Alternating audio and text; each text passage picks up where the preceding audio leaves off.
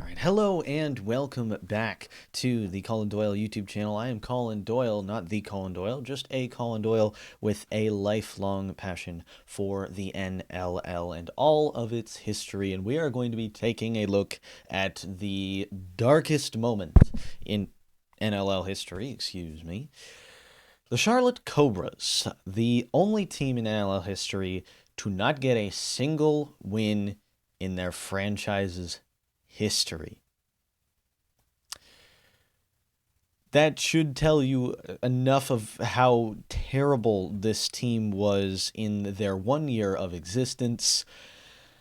And let's now go and take a look at just how bad it got. If you like content like this, hit that subscribe button to keep up with more NLL history deep dives like this into hopefully some brighter moments in the future, or if you want to hear about my thoughts on news that is happening from around the NLL. But after last video, the Cobras sparked my interest in trying to figure out what happened with this team, and I didn't get very far without facepalming very, very hard over and over again. But let's take a look at our board that we've drawn up here. The Cobra catastrophe, 0-10 with a negative 101 goal differential. Oh boy, this is gonna be so much fun. Where to begin with this franchise? There's just so much that went wrong here. The Cobras decided to expand for 96, and as per Tom Sorensen of the Charlotte Observer, they decided to ask a reporter to come to their press conference on the same day that the O.J. Simpson trial was set to be released to the public. The verdict on it was set to be released to the public, as well as the Charlotte Motor Speedway having their second biggest race of the season, I suppose, and the Carolina Panthers were announcing their major new stadium, I believe, as well on that day. So it's just like the busiest day in Charlotte sports history, and the O.J. Simpson trial. And they're like, yeah, no, we're going to announce the team already. So off to a wonderful start for them. Not to mention that, side note, the jerseys were just... they're fine, but they're just a carbon copy of the Philadelphia Wings, one of the best franchises in NLL history, or I mean NLL, MILL history. They're just a carbon copy of the Wings, except without the Philadelphia Flyers-esque nameplate on the back, and just replace the silver on the Wings jerseys with gold, which makes one of the two surviving games of the Charlotte Cobras very hard to watch, thanks to the Hall of Fame netminder, HOF netminder 35 on YouTube. Also, actually Dallas Eliuk, the Philadelphia Wings goaltender at the time. It's almost impossible to watch that game because the camera quality then as well makes it super hard to distinguish between the gold and the silver of the Wings, and you have to wait until they turn their back to you to see if they have that nameplate or not on the back. And that's really the only reason you can tell the difference between the two teams. So that's wonderful. And now that's all you really need to know about the franchise so far, before we actually get to the on-field product, which was just abysmal. Their first game in the league, a 17-4 loss at home to the Boston Blazers, who were a mid-team this year. They went 6-4, and yes, they made the playoffs, but more than half the teams made the playoffs this year in the league. And it didn't get better because they went 19-9 with a loss in their second game of that back-to-back home-and-home in Boston. So they did a little better on the road, only losing by 10 goals this time instead of 13, but not much better. And it didn't get better because their biggest loss of the season came after 6 straight losses. They lost in Buffalo to Buffalo 28-6 to put them at 0-7 on the season. A newsflash, they did not win a game in those last 3. They only scored double digits 3 times, but they did twice in their last two games as a franchise and of the season, but still lost by at least 5 in both of them. Their last game was a 12-17 loss to cement them in the history books at 0-10. And they scored 11 in their ninth game, fun fact, but lost that one 26-11, so it didn't make it much better.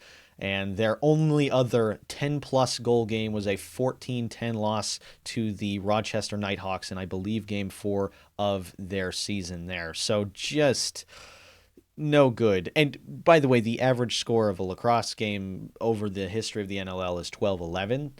So you're supposed to, on average, get 10 goals, 11 goals a game, and they averaged 8.6. 86 goals for, 105 goals against. Actually, did I do the math wrong? I think I did the math wrong. That makes it 99, not 100, so very close. No, actually, I have it backwards. It's 85 and 106. That's what I'm missing. So they're averaging 8.5 goals a game. That makes it worse even somehow than I had initially thought. And if you go back through the history of the NLL, there have been 10 one-win seasons, 11 if you count the 11-2 or the 1-12 record, of the New York Riptide in the COVID-shortened season. But they were losing a lot of like 2 or 1 goal games. I have a feeling they would have gotten another one in those last 5 games. But to be fair, they did already play 13, which would have been more than a lot of the history of the NLL, so I sort of kind of count it. But if you don't count the New York Riptide in their first season, there haven't been any since 2006 with the Edmonton Rush. Every other one-goal season had come before that in the first 2 decades of the league, and there haven't been any in the last 13 years. Or more than 16 years. So 17 years. Math is hard. But it just shows you how uncommon these one-goal or one-win seasons are, and yet somehow the Cobras manage to best that. But if you look at the on-field statistics of these players, it's not much better. Pat McCready with 25 points, 14 goals, was the leading scorer for Charlotte. And on the other side, if you look at some of the leading scorers in the NFL, John Tavares was an anomaly at 81 points, 41 goals in that 10-game season. But a lot of the other really good players in the league were at like 43 points or more.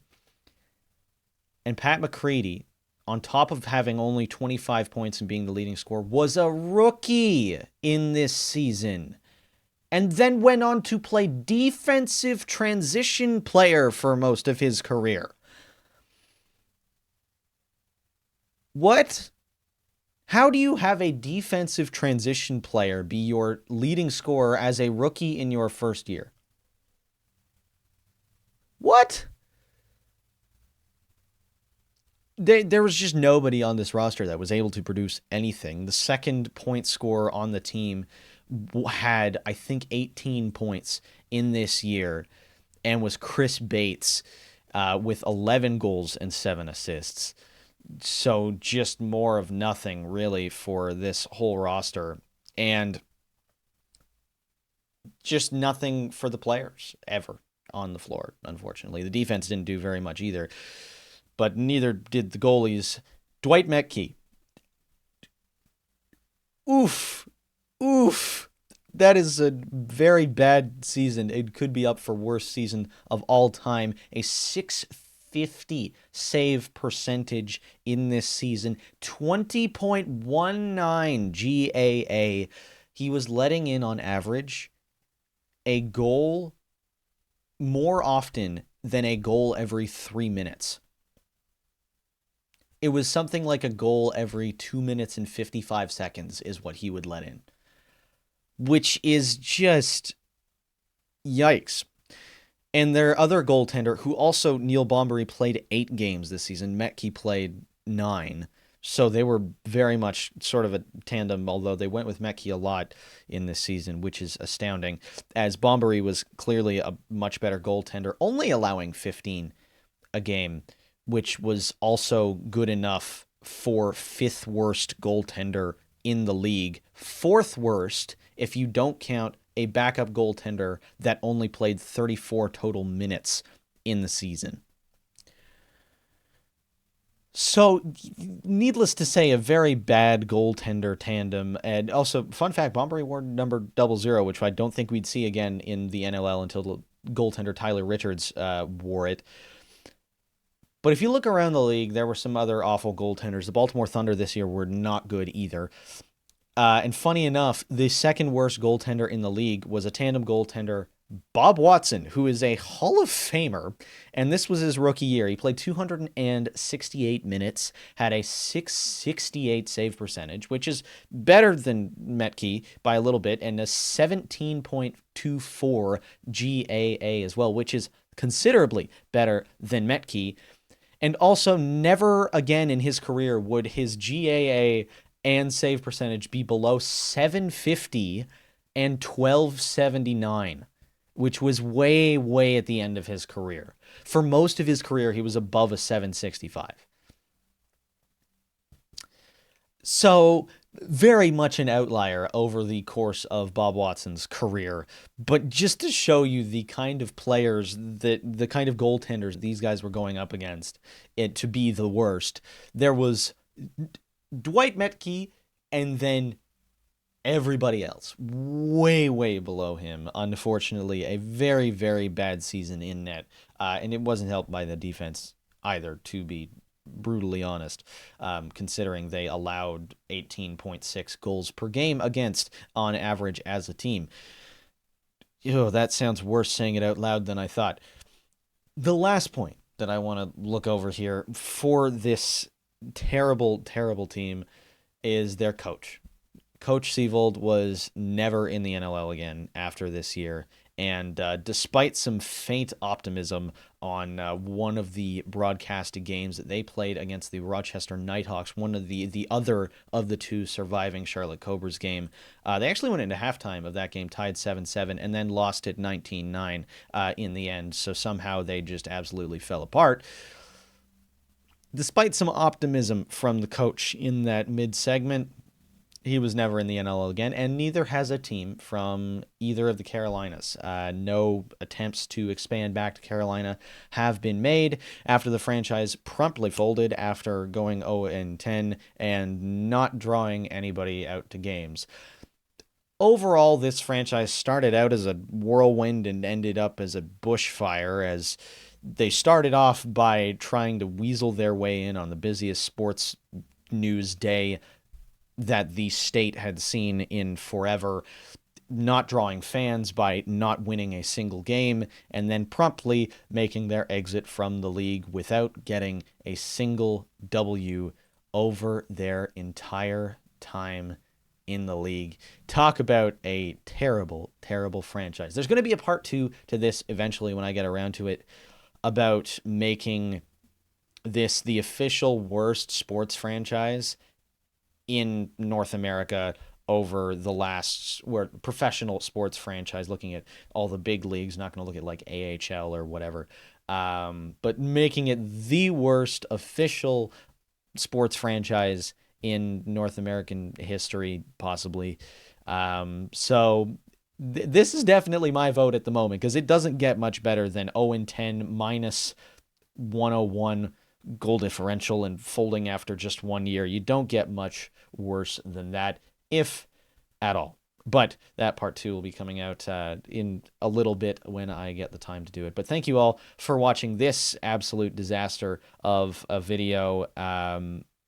Yeah, just remarkable how terrible this team was. But if you like this content and want more deep dive sort of NLL content like this, there's going to be a lot of history videos like this coming out over the course of the off season here. And once we get some trades and stuff going down, free agency opens, the draft coming up as well, we'll take a look at all of that with current news. If you like the past, present, and future of the NLL, this is the place to be. Once again, I am Colin Doyle, not the Colin Doyle, just a Colin Doyle with a lifelong passion for the NLL, and I will see you in the next one.